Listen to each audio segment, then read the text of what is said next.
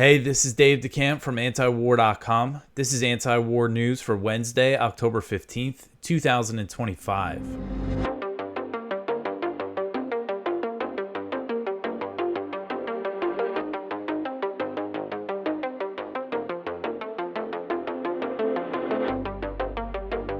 All right, we have a lot to get into today, including, unfortunately, some Israeli ceasefire violations in Gaza. But the first story at the top of antiwar.com today, Trump says we may have to disarm Hamas violently.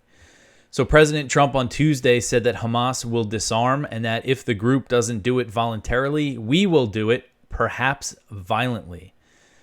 Suggesting a potential U.S. role. And notice he is saying we here. He's not saying Israel. He is saying we.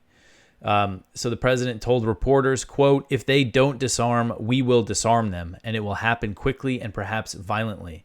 But they will disarm, end quote. When asked how he would disarm Hamas, the president said, quote, I don't have to explain that to you. They know I'm not playing games, end quote. At the same time, Trump also expressed support for some of Hamas's recent armed actions in Gaza since the ceasefire went into effect. The group has reasserted control over areas vacated by the Israeli military and has executed alleged collaborators and criminals, conducted summary executions, which Trump expresses support for here. And as we have been covered before, Israel has been arming gangs and militias in Gaza as part of its strategy against Hamas. So Trump said, quote, they did take out a couple of gangs that were very bad, very, very bad gangs, and they did take them out. And they killed a number of gang members, and that didn't bother me so much, to be honest with you. That's okay. It's a couple of very bad gangs, end quote. What's interesting, when he's talking to the reporters, he references Venezuelan gangs, and which I think might be kind of a reference to him bombing boats in the Caribbean, carrying out these extrajudicial executions. Maybe he sees a little similarity there. And a day earlier, as we covered, I think yesterday, Trump said that Hamas had received approval to conduct such operations in Gaza. So you have a lot of people drawing a lot of attention to what Hamas has done over the past couple of days as a way to say, maybe justify, Israel restarting the bombing campaign. But you have Trump saying that they have approval and expressing support for the executions that they carried out. So as usual with Trump, he's kind of all over the map. But these comments about the disarmament, this is a big sticking point, when it comes to the potentials for a long-term deal here. And there's a lot of uncertainty about what an actual ceasefire deal will look like. The ceasefire outline that was released by the White House calls for the demilitarization of Gaza. But these points, that they released, that's not the deal that was signed so far by Israel and Hamas. They agreed on the first phase of a deal and then to negotiate the other points. So there's a lot of uncertainty. You have Israel Katz, the defense minister, saying that the IDF is going to start blowing up tunnels soon. Again, a lot of uncertainty here. And then the next story here, Israel violates ceasefire deal by halving aid entering Gaza. So Israel has informed the UN that it will only allow 300 aid trucks to enter Gaza per day and keep the Rafah crossing closed and block virtually all fuel and gas shipments into Gaza until Hamas releases all of the remains of Israeli captives, which still need to be located in the rubble. So under the Gaza ceasefire deal, Israel agreed to allow 600 trucks to enter Gaza per day, the minimum that the UN says is needed to bring relief to the civilian population that has been starving under the Israeli siege. So far, Hamas has released 4 out of the 28 bodies. Actually, I should update that. They released 8 because they released 4 more on Tuesday. So they've released 8 out of 28 of the bodies. And Israel is accusing Hamas of violating the ceasefire deal by not releasing all of them. But Israel was aware that it would take time to recover the remains before the ceasefire deal was signed. I put in a quote here from Jeremy Scahill, who has reported pretty extensively on the ceasefire negotiations. He said, quote, During Gaza negotiations, Israel understood it would take time to recover all bodies of deceased captives. A specific mechanism for recovering the bodies was agreed. Now Israel is pretending that didn't happen so it can violate the deal and cut the agreed aid shipments in half, end quote. So according to the ceasefire deal, the Times of Israel published the full ceasefire deal that was actually signed by Israel and Hamas last week. Again, when I say the full ceasefire deal, it's the implementation of the first parts of it. So you could go read that and check that out. But the language makes it clear that it was known that it was going to take time to recover the bodies. So the ceasefire deal that said that Hamas has 72 hours since the truce starts to release all living hostages and all of the remains of Israeli captives that Hamas and other Palestinian factions had in their possession.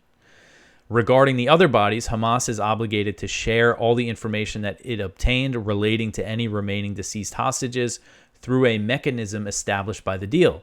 And the deal stipulates that an information sharing mechanism between Israel and Hamas will go through the mediating countries and the International Committee of the Red Cross, the ICRC, which has confirmed, the ICRC has confirmed that the bodies will take time to find.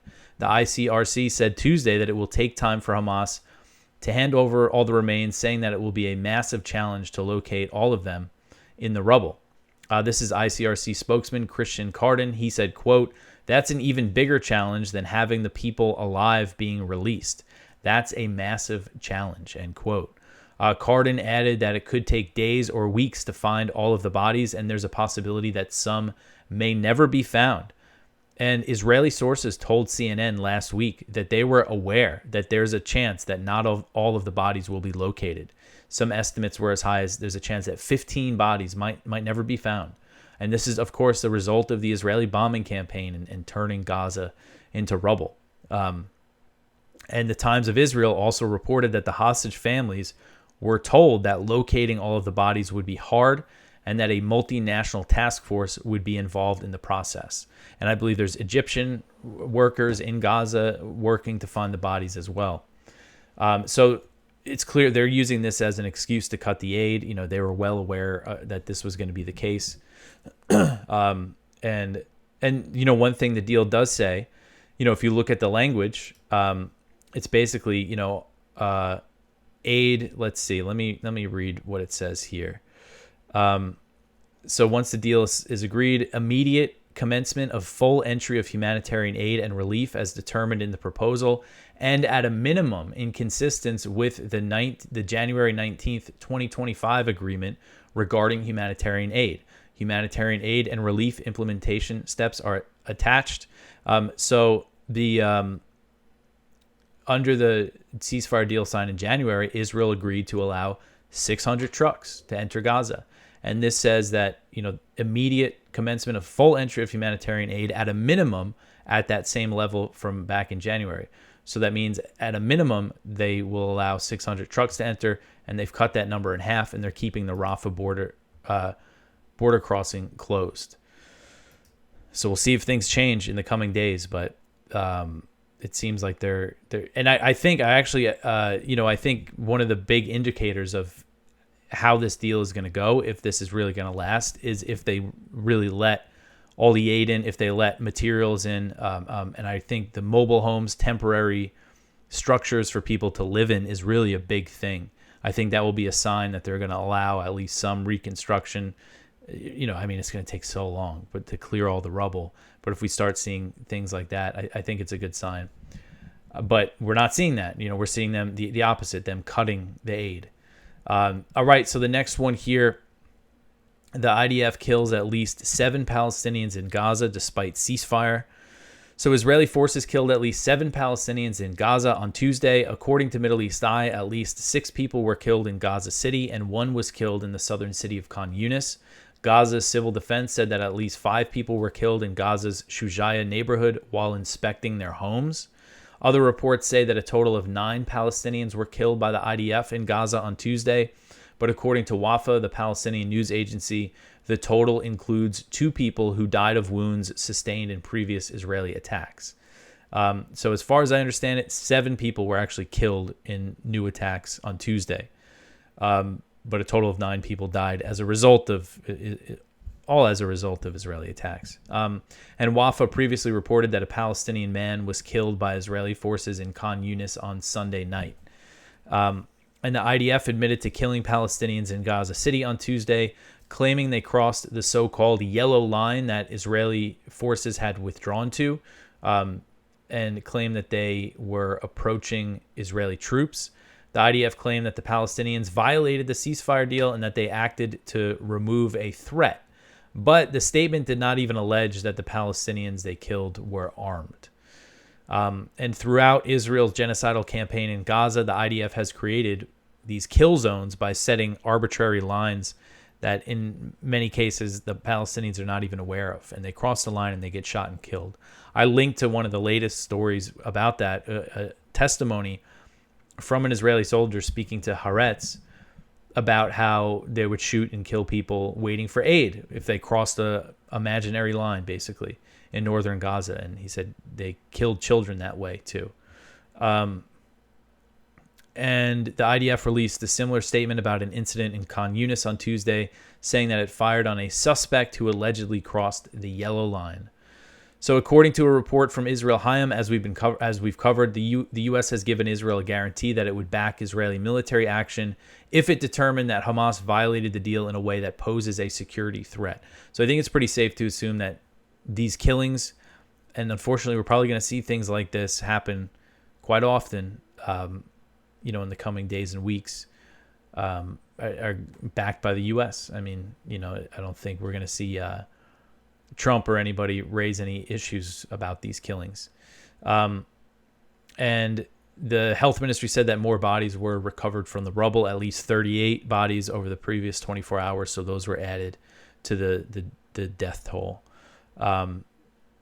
So that's the situation on the ground in Gaza. You have people in these neighborhoods in Gaza City, because apparently the IDF withdrew, but they're still in some of the neighborhoods in the east. And you have people going back to see the condition of their homes. This is something that happened during the first ceasefire. And the IDF spots them and they shoot them. And they claim, they were approaching us. I mean, so it's a very dangerous situation. As long as the IDF is occupying such a big chunk of Gaza, I think we're going to see things like this. I did Matt Gaetz's show again today. I mentioned some of this stuff. And again, also with the aid, he was asking me what's a good indicator that this thing might hold. I really do think aid is the big indicator here. And of course, the number of people being killed, because it's not a ceasefire if one side has not ceased fire. All right. That's another thing I said in the show. It's more like a de-escalation deal, really. So the next one here, the UN says that countries have committed $70 billion to rebuild Gaza. This one's from Kyle Anzalone at the Libertarian Institute. The United Nations and several nations have committed a combined $70 billion to rebuild Gaza after 2 years of Israeli destruction.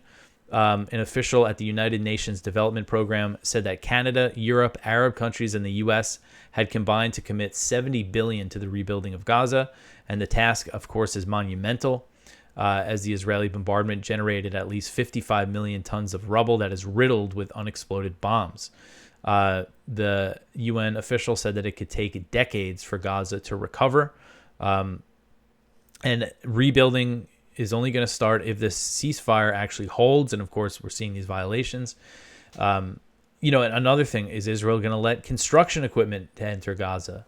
Are we going to start seeing some real work being done when it comes to clearing the rubble and doing it are they going to have the ability to do it in a safe way? These are all big questions. All right, so the next one here, Smotrich says that there will be Jewish settlement in Gaza. So he's not giving up on the dream. Israeli Finance Minister Bezalel Smotrich vowed on Tuesday that there will be Jewish settlements in Gaza despite the ceasefire deal that Israel signed last week. The Israeli minister, who also holds a position in the defense ministry that gives him power to expand Jewish settlements in the West Bank, claimed settlements in Gaza were necessary for Israel's security. He said this at an event on Tuesday, quote, "So we have patience, but we have determination and faith, and with God's help, we will continue the series of victories and the big miracles," end quote. And of course, Smotrich has been one of the leading proponents of cleansing Gaza of its Palestinian population and establishing Jewish settlements in the territory, an idea that has significant support within the Israeli government. While Netanyahu has not publicly endorsed settlements, he has publicly expressed support for the ethnic cleansing of Gaza, which he has referred to as the Trump plan, referring to Trump's previous comments about removing all the Palestinians from Gaza. It does seem that Trump has backed away from that idea based on the outline that was released by the White House that said no one will be forced to leave Gaza, and those who wish to leave will be free to do so and free to return. But of course, with everything up in the air. And again, another point, Israel, they didn't sign a deal agreeing to all of those points. And Israel has their goals. And even if they did, I mean, Israel has a history of violating deals. So, but it's still, I think a goal of this Israeli government is the ethnic cleansing and everything. And they're going to try to find ways to restart the bombing and everything at a large scale, I should say. All right, so the next one here, mapping the rise in Israeli settler attacks across the West Bank. So this article is from Al Jazeera.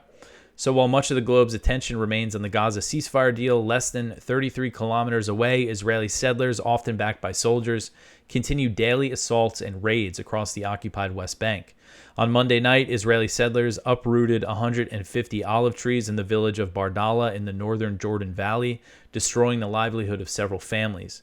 Settlers regularly seized Bardala's land, burned property, and destroyed crops in an effort to take over Palestinian land, expand illegal Israeli settlements, and intimidate local communities into leaving. Earlier on Monday, settlers attacked Palestinian farmers in Beit Vajar, south of Bethlehem, injuring several of them. Witnesses said that the attackers hurled stones, sicked dogs on people, and set fire to vehicles. So according to data from the UN, settlers have attacked Palestinians nearly 3,000 times in the occupied West Bank over the past 2 years. And the number of settler attacks has risen sharply since 2016.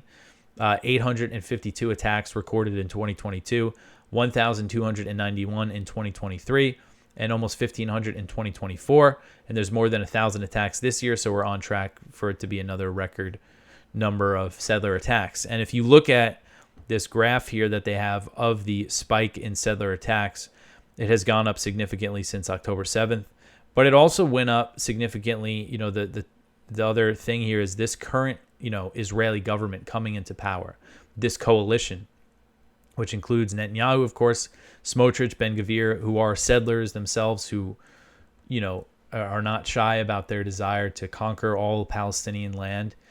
Since they took power, and the government formed, they released a government statement, saying that they were going to prioritize expanding settlements with the ultimate goal of annexing the West Bank. So since they came into power, the settler attacks really increased, and then since October 7th, they went way up again because everybody's attention is on Gaza.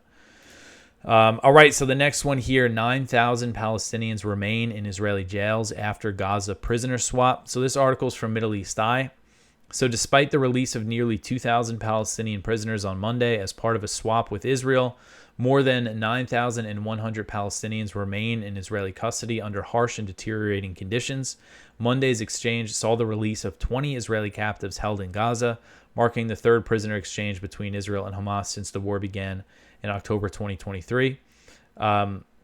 So that they get into the exchanges here. So before the war began, there were approximately 5,000 Palestinian prisoners held in Israeli jails, and then that number more than doubled, reaching over 11,100. And among those currently imprisoned are 52 women and 400 children under the age of 18. We've seen more than 70 Palestinians die in Israeli prisons since October 7th. And there was recent reporting recently about how out of the 6,000 or so Palestinians who were captured in Gaza, only a quarter of them, according to an Israeli intelligence database, were identified as fighters. So that means the vast majority are civilians being held in these horrific conditions.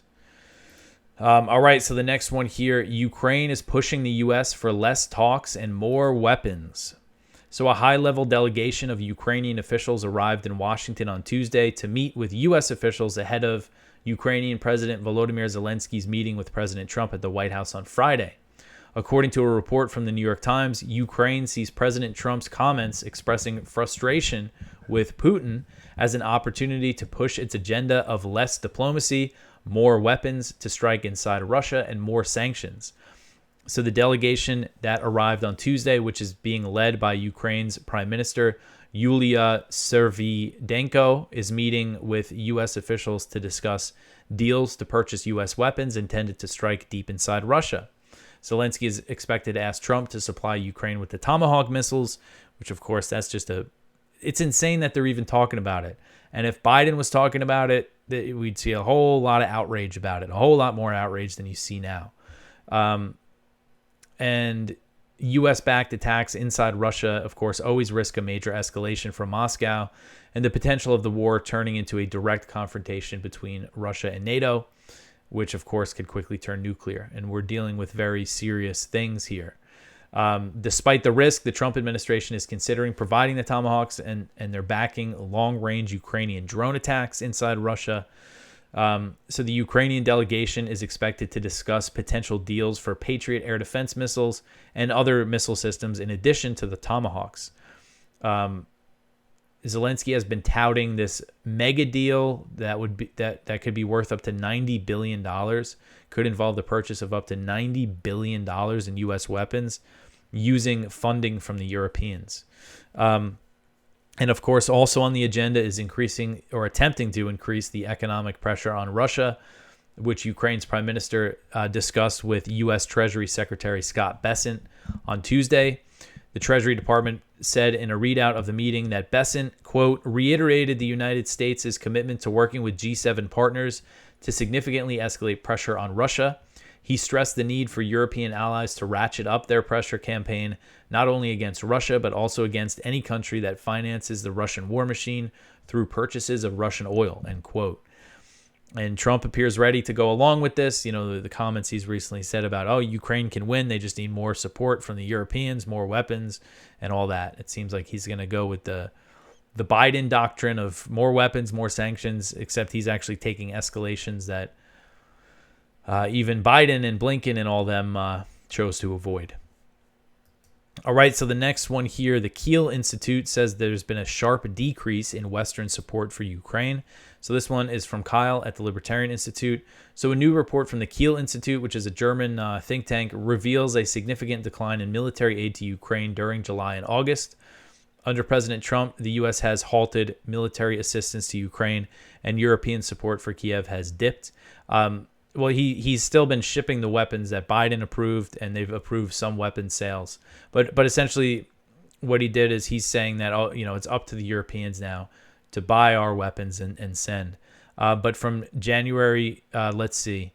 So this is according to the Institute. After the U.S. stopped announcing new aid packages at the beginning of 2025, European countries stepped in and significantly expanded their military support.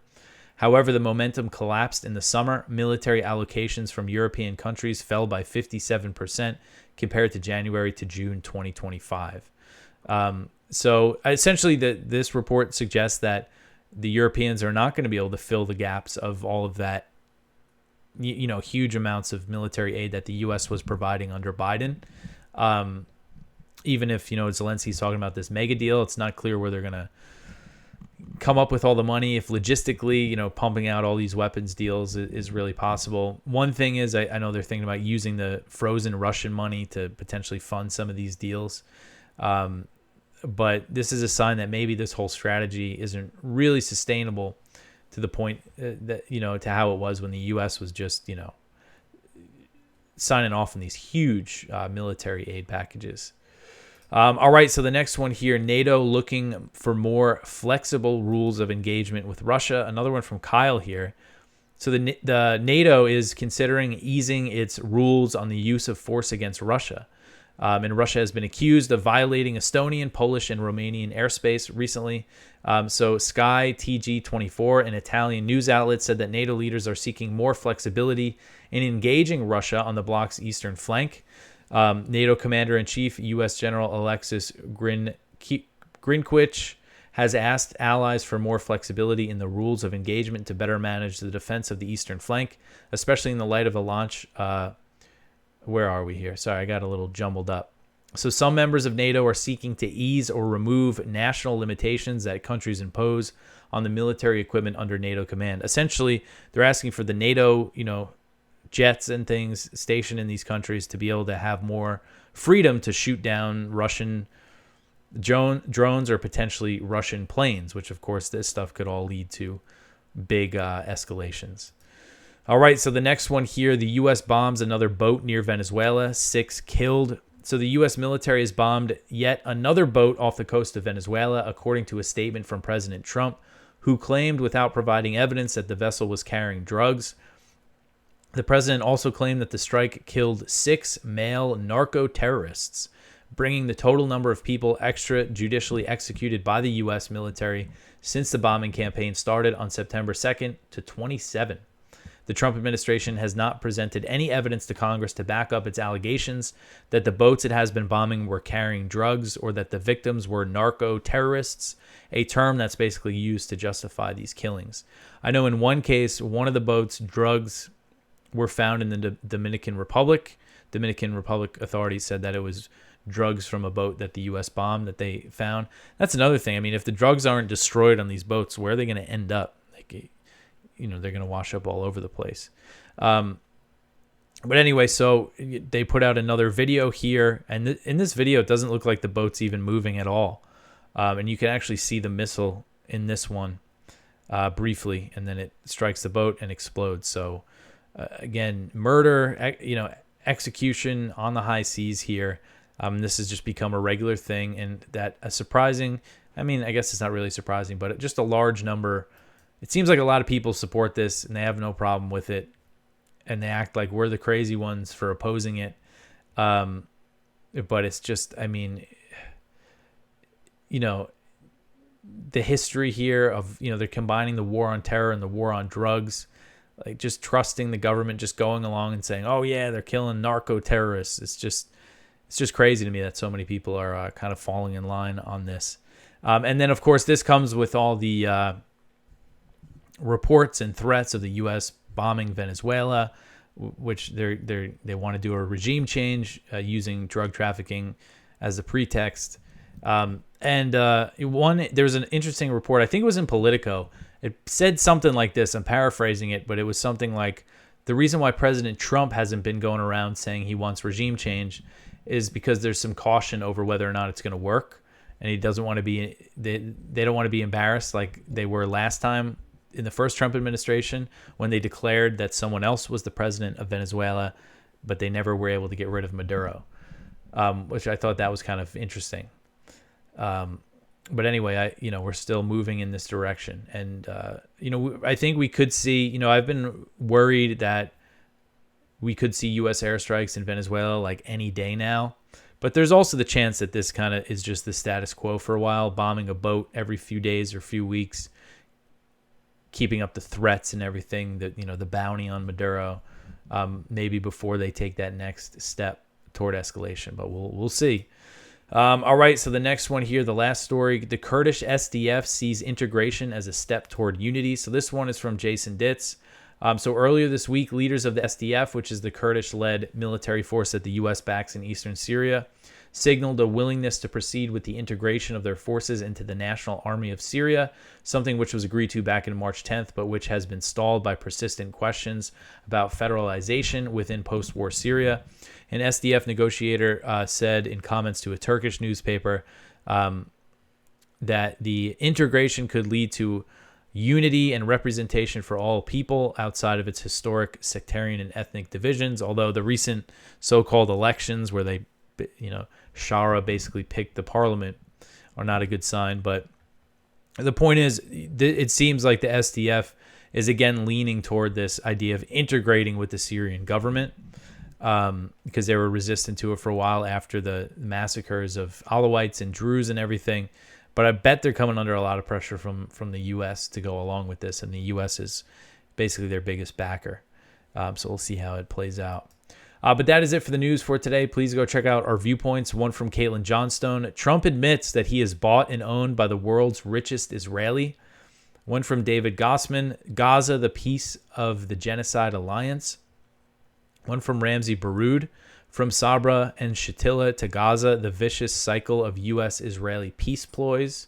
One from Eli Clifton, TikTok investor embed the love and respect for Israel in the U.S. And our spotlight from Ted Galen Carpenter, we need to take Trump's drug war very seriously. So please go check all that out. Lots of other stuff to check out in the blog in the lower part of the page. Like, subscribe, comment, all that stuff I always say. Follow us on social media on X. You can follow the antiwar.com account there. Also, my personal account is at DeCampDave. And yeah, that's it. I will be back tomorrow with some more news. Thanks for listening.